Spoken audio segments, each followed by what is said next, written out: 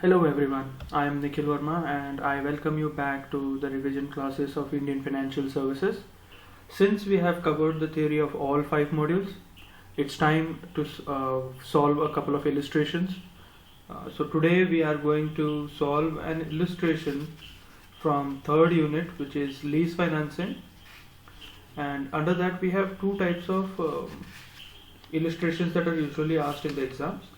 So we are going to take the first method, which is lessee's point of view, or otherwise known as lease's point of view. So what will happen here is there'll be a person, there'll be a company which is willing to lease an asset or which is willing to buy an asset. Our job will be to analyze which option will be better for the person who is trying to procure that particular asset. All right. So in the same regards, we have a question here on the left. The Word file that you see is the question, and the Excel sheet that you see will be the solution that we are going to do. I have done bits and piece work here, which we'll have to fill one by one. I hope you guys understand this. This is something that I am doing for the first time, that is teaching practical problems using Excel. So I hope you guys understand it well. On that note, let us begin. So the question is, I'll just read through it so that we have a brief idea as to what all things are given and how do we analyze it. So Sushma Software Limited is interested in purchasing an asset costing rupees 10 lakhs. So Sushma Software Limited wants to procure an asset that is costing 10 lakhs, and they have two options on the table. The first option is to borrow the amount at 20% interest per annum, which is repayable in 5 equal installments. So the first option that they have is they take a loan, that is they borrow money and then they buy the asset. The interest that they'll have to pay is 20% per annum. So we'll have to calculate the net cash flow payable in this case, or the net cash outflow that will take place if we borrow and buy the product or asset. The second option that they have is to take the asset on lease for a period of 5 years. The rent at the end of year is 2,40,000. Alright, so the second option that they have is they can lease the asset, not own one, but just take it on lease for a period of 5 years, and the lease rent at the end of each year will be 2,40,000. We'll see what additional information is given. The company is in the tax bracket of 50%, which means if they make profit, you might have heard since you are in BCom, you might have come across EBIT, which is earnings before interest and tax and stuff like that. So you guys know that interest is paid before paying the taxes. Tax is paid on the net income or the total income of the company. And it also follows a depreciation on diminishing balance method at 20%. So they have given us information about depreciation as well. We should know that depreciation will be chargeable only on the assets that are owned by the company. In this case, only in option 1 depreciation is going to have an impact, because option 1 is the one where they are willing to take a loan and then buy the asset. In option 2, they are not buying the asset, they are leasing the asset. So depreciation shouldn't have an impact on option 2. Sorry. The asset fetches a salvage value of rupees 3,60,000. This also will come into picture only in case 1, which tells you that the life of the asset is 5 years, and at the end of 5th year, the salvage value that it will draw is approximately 3,60,000. You are requested to advise the company whether to lease or to buy the asset. So it is your task to identify which is the option that is more feasible for Sushma Software Limited. Where they spend less, that will be our best option. So like I told you guys, when they spend less, you guys should understand by this that we have to calculate the total outflow. What is the net outflow in each of these options that are available. What will be the cash that we will spend? Net spend is total benefits that we are going to get out of this deal and the total expenses that we are going to get. So in this case we know that expenses will be more because we have to spend money on buying the asset, and then we are going to get benefits out of it, indirect benefits. And in the second option as well, because we'll have to pay a lot of rent every year, there will be definitely a lot of cash outflow. So net cash outflow means total cash outflow minus whatever indirect benefits that we will derive out of those assets. Now for our information, they have given us note 1 and note 2, which gives us the present value of annuity. We have already discussed what is present value of annuity in our lectures. I hope you guys remember it. Yeah, so let us have a look at the notes. The note 1 talks about cumulative present value of annuity for 5 years. At 20%, the annuity value of 1 rupee is 2.9906, and at 10% it is 3.791. Whereas the note 2 gives us the present value of rupee 1 at 10% discount factor. For the first year it is 9091, that is 0.9091. At the second year it is 0.826. At the third year it is 0.751. Fourth year 0.683, and fifth year 0.621. Alright, so before we begin with the solution, let us see what are the steps that we need to follow. Since there are two techniques, we will have to find out the net cash outflow in both the techniques, and since they have given us the company's tax bracket, we will have to consider the tax bracket too. So we have to find out the net cash outflow after tax on both the methods or both the options. So I have given the steps here. You can see the box that I have selected. So the steps to be followed: first we'll have to consider the first option, which is case of taking the loan or borrowing and then buying option, that is borrow and buy option. Under that, first thing that we have to do is we'll have to calculate loan installment. What is the amount of loan installment? Because here they have told that they will borrow the amount at 20% interest per annum, which is repayable in 5 equal installments. So you have to calculate the EMI amount. I'll let you know how to do it in some time. Once you calculate the EMI amount, then we will have to calculate how the loan will be paid in 5 years. Yes, 5 years you are paying an equal amount, but how much of that will go as that interest, how much of that will go as principal, we'll have to find that out under step 2. Then under step 3, we are going to calculate the present value of net cash outflow after tax in case of borrow and buy option.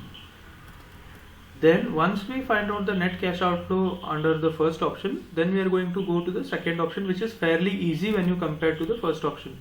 Under this, since they are not buying the asset, we don't have a lot of calculations there. We are directly going to calculate the net cash outflow, that is after tax. Once we are done calculating the net cash outflow under both the options, we are going to compare their net present values and we are going to do the evaluation. And once we evaluate, we are going to give the decision. So let us begin with the solution. That is step number 1. So step number 1, like I told you guys, we will consider the first option, which is loan and buy or borrow and buy option. In that, the first step is calculation of loan installment. In order to calculate the loan installment, we have to see what is the amount of loan. In this case, the amount of loan will be 10 lakhs because that is the cost of the asset. So the loan amount will be 10 lakhs. They are going to borrow 10 lakhs. On that, they are going to pay interest at 20%. So in order to calculate the EMI amount for each year, we have to divide the loan amount by the PV factor of rupee 1 at 20% for 5 years, which is given in note number 1, which is 2.9906. See, I have done that here. 10 lakhs divided by 2.9906 will give us the EMI amount. So the EMI amount is 3,34,381 rupees. I hope it is clear until this part.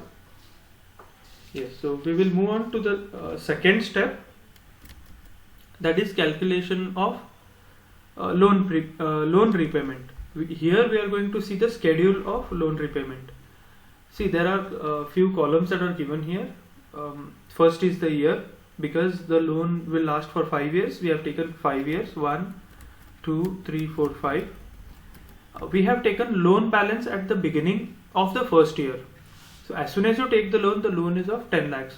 So the loan balance at the beginning of the year is 10 lakhs. Then we have taken the loan installment amount.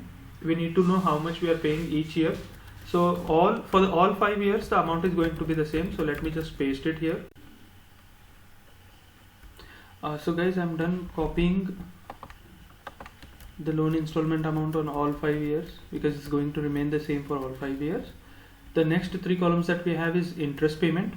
See, the interest is paid on the balance amount of the loan which is at the beginning of the year, which is due, which is yet to be paid. On that we calculate the percentage of interest, and we get to know what is the amount of interest that is due for that year. And the total loan installment minus the interest payment for the year will give us the principal amount. And on the basis of the principal amount, we are going to calculate what is the loan balance at the end of the year. That is why we need all these columns. So let us try one after the other. So first we'll calculate interest for the first year. For the first year, the loan amount will be 10 lakhs. Since the 10 lakhs will be borrowed by the bank or any financing institute, they will charge us interest on that amount. So 10 lakhs into 20%, which will give us 2 lakh rupees. Let me just copy the format here. Okay, so now that we have got the interest payment, let us calculate the principal amount for the first year. Out of the EMI of 3,34,381, if 2 lakh is paid as interest, the remaining 1,34,381 rupees will become the principal amount. That means in the first year, out of 10 lakhs, we are going to pay 1,34,381 rupees as the principal amount, and the rest of the EMI amount will go as interest. So that means the loan amount at the end of the year will be the loan balance at the beginning of the year minus the principal amount paid in this EMI, which means the loan balance at the beginning of the second year will be 8,65,619 rupees. See, the formula is already taken over here, so it has made the calculations. The interest payment for the second year will be 8,65,619 into 20%, which will come up to 1,73,123 rupees, 124 rupees if you round it off. So the principal amount will be the loan installment amount minus the interest paid for the second year. So the principal amount paid will be 1,61,257. So the balance at the end of second year will be the balance at the beginning of second year minus the principal amount paid for that year. That will be 7,04,361. The same amount will become the loan balance at the beginning of next year, and we are going to calculate interest on the same basis, 7,04,361 into 20%. So that will come up to 1,40,872 rupees. The principal amount will be 3,34,381 minus the interest amount. So the principal amount paid in the third year will be 1,93,508 rupees. So the loan balance at the end of the year will be loan balance at the beginning of the year minus the principal amount paid, which will be 5,10,853 rupees 16 paisa, round it off to 853, it is fine. The same will be carried forward as opening balance of the loan amount for the 4th year. Interest will be calculated in the similar way. Let me calculate the principal amount. Loan installment minus the interest paid will be the principal amount. For the 4th year it is 2,32,210 rupees. So the loan balance remaining at the end of the year will be 5,10,853 minus 2,32,210 rupees. Okay, so the same closing balance of loan will be carried over as the opening balance of 5th year. So the interest payment made in the 5th year comes up to 55,000 approximately, which means the remaining part of the loan installment is nothing but the principal amount. If you see, there will be a difference of 10 rupees, which will be nothing but an adjusting balancing figure. This difference usually arises, but it will be balanced in the accounting procedure. So the next step is calculation of present value of cash outflow after tax. In this step we are going to calculate the net cash outflow as well. So both these together will form the part of third step. So the loan installment amount will again be the same for all 5 years. So let me just paste it. Now talking about the third and the fourth column, which is nothing but tax savings. What exactly is tax savings? See, tax is paid on the profits made. That is the profits after making all the other payments. Whatever amount, whatever profit is remaining with the company, tax is charged on that. And now this company, that is Sushma Software Limited, comes into the tax bracket of 50%. That means they have to pay 50% tax. Which means if they wouldn't have paid this interest, see, for the first year they paid an interest of 2 lakhs, which means their profit has come down by 2 lakh rupees, which means they have to pay less tax because of the interest payment made, which means that they end up saving 1 lakh rupees as tax. If they wouldn't have paid the interest on this loan, they would have paid 1 lakh rupees as tax. So now that they are not paying that 1 lakh rupees as tax, it is considered tax savings on interest. So we are going to take 50% of the interest paid. So that will be 2 lakhs into 50 divided by 100. That is 1 lakh rupees. We are going to do this for all 5 years. For the second year, the interest was 1,73,000. So calculate 50% of that. Do the same step for all 5 years.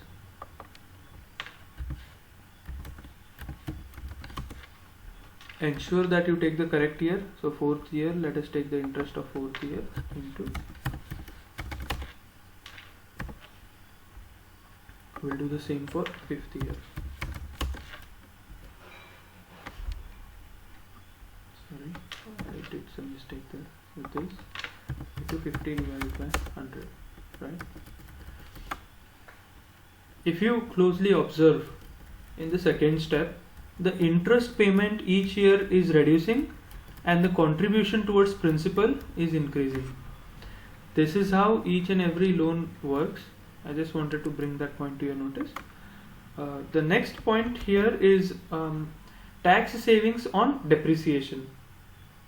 Depreciation, I told you in the beginning itself that depreciation will come into picture only in the first scenario, because only in the first scenario you are going to purchase the asset.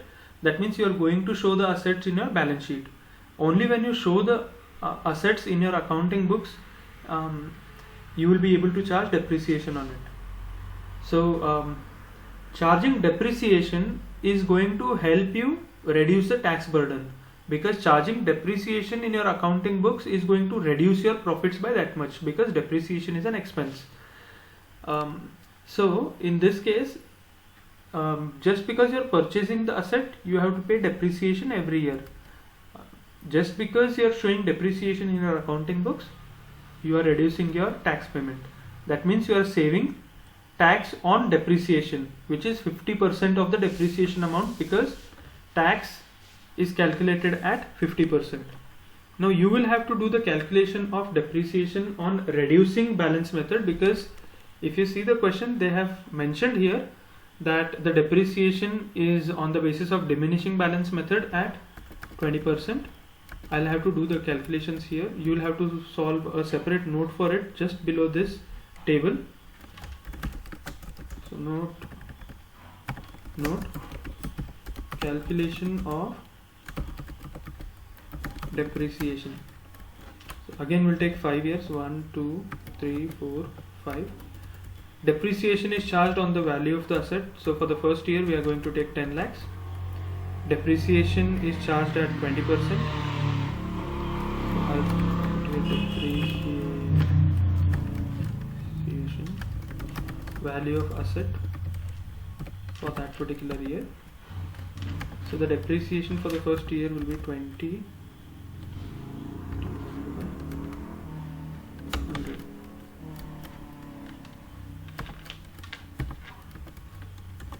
So the value of asset for the next, since it is reducing balance, the value of the asset is going to reduce every year.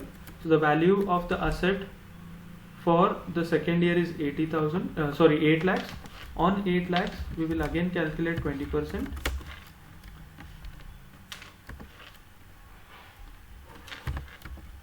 The balance again reduces. We will again calculate the depreciation. 20%. Value of asset for the next year. Calculate the depreciation. Value of asset for the fifth year. Calculate depreciation. We have got the depreciation amounts here, but we are going to calculate tax savings on depreciation, which is 50% of the amount of depreciation. Let me just put it in the same column as these. Okay. I am taking the depreciation amount and I'm going to make 50% of that. So 2 lakh is the depreciation amount. We are going to save 1 lakh rupees on it. Similarly, for the second year, 1,60,000 is the depreciation amount. 50% of that will be 80,000. So we are saving 80,000 as tax, because 1,60,000 will be charged as depreciation in the books of accounts for the second year, which is reducing our income by 1,60,000, which means the tax paid on that 1,60,000 would have been 80,000 if we wouldn't have charged depreciation. For the third year, depreciation is 1,28,000, so savings would be 64,000. For the fourth year, the depreciation is 1,02,400. So the tax saving on depreciation would be 51,200. Likewise, for the fifth year, 81,920 is the depreciation amount. So our tax saving would be 40,960. I hope you guys have understood what we have done here. In both the cases, that is C and D, in both these cases, we have tried to calculate how much did we save on paying tax because we purchased the asset. Because we purchased the asset, we are paying interest because we have taken it on loan, and because we have the asset, we are charging depreciation. Both these expenses have reduced our incomes, which has in turn helped us pay less tax. So the total savings because of purchasing this asset on loan is calculated here. Add both the columns and write the total in this column. Now this is the total savings. So what do you think would have happened? The total EMI that you have paid is 3,34,381, but the benefit that you are getting is of 2 lakhs rupees. So the indirect benefits that you have got is worth 2 lakhs and the total outflow is 3,34. So the net outflow will be the total outflow for that year minus the total benefits. Do that for all 5 years. Loan installment, see, loan installment amount minus the total savings amount, we get the net cash outflow. And since this is after tax, this net cash outflow is considering tax. We have already considered the tax benefit, so we have already taken tax into consideration. We have to then take the PV factor, that is the present value factor of all 5 years individually, which is given in note 2. Since we have to take a 10%, you have to see where they have given the PV value of 1 rupee at 10% discount factor. That is note number 2. See, for year 1 they have taken 0.9091. You just take 3 values, so we'll take 0.909. For the second year it is 0.826. For the third year it is 0.751. For the fourth year it is 0.683. For the fifth year it is 0.621. See, I have taken the present value factors of all those years. So we will consider those PV factors at rupee 1 at 10% discount factor, and we will multiply it with the net cash outflow for that year. Then we get the present value of cash outflow after tax. Do that for all 5 years. You will get the total.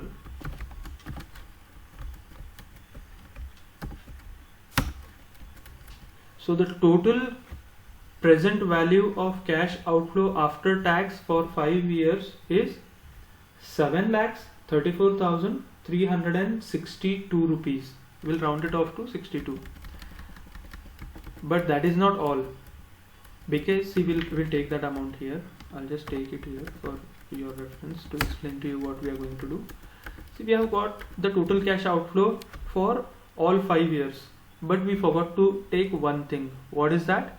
See, the second paragraph after the options, the company is in the tax bracket of 50% and follows a depreciation on diminishing balance method at 20%. We have already taken these 2 points in consideration and made the calculations. But after that it says that the asset fetches a salvage value of rupees 3,60,000 at the end of 5th year. So at the end of 5th year, when you sell this asset, you are going to earn 3,60,000, which is a benefit. It is like another savings. So we have to reduce this amount as well from the present value of cash outflow after tax for all 5 years, because we are going to get this amount back only in the 5th year. So we are taking the PV of 5th year at 10%, because even that will be after tax. So the 5th year value is see this 0.621, which I have already shown here. 3,60,000 into 0.621, the value comes up to 2,23,560 rupees, which means the net cash outflow has been 5,10,802.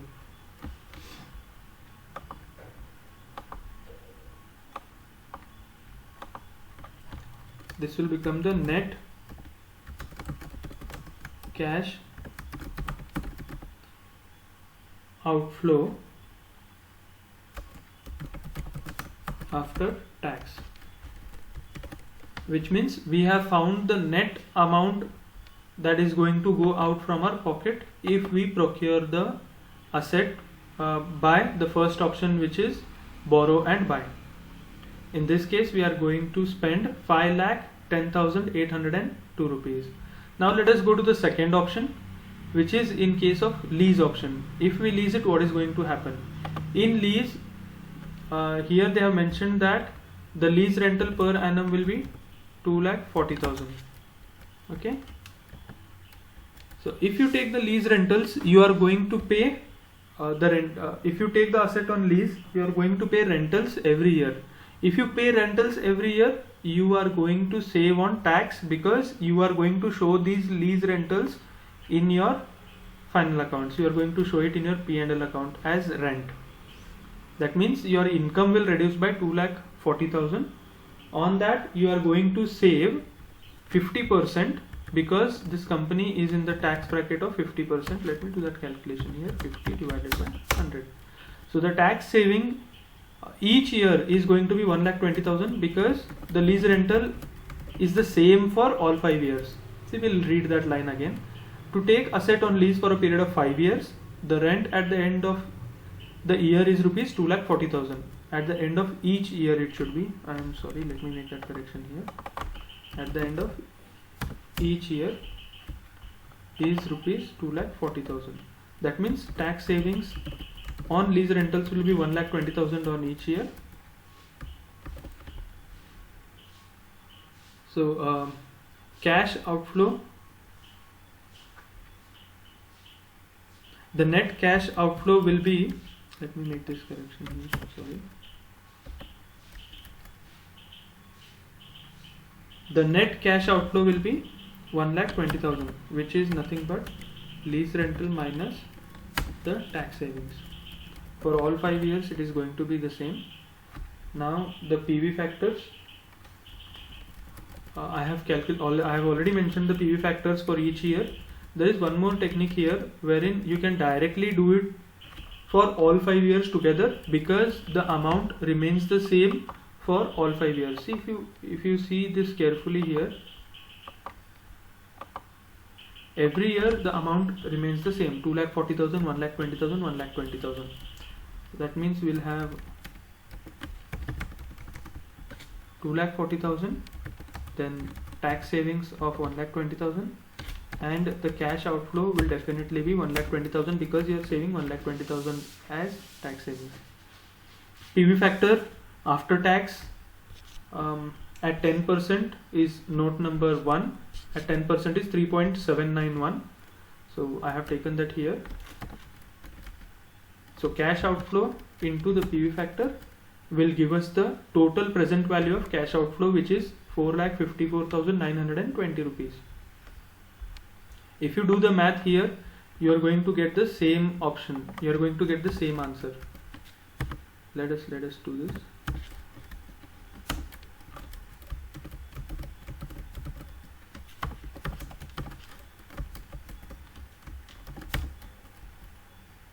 See, this is because of the rounding of amounts, but you get the same options in both the cases. Okay. So you've got 120 rupees difference. That is because of the decimals that we have missed here. So you can solve either of the techniques. You can do all 5 years together, or you can do individual years and then do the total. You can do the total. Let us take the total answers that we have found. So for the first one we got 5,10,802. Let me put here.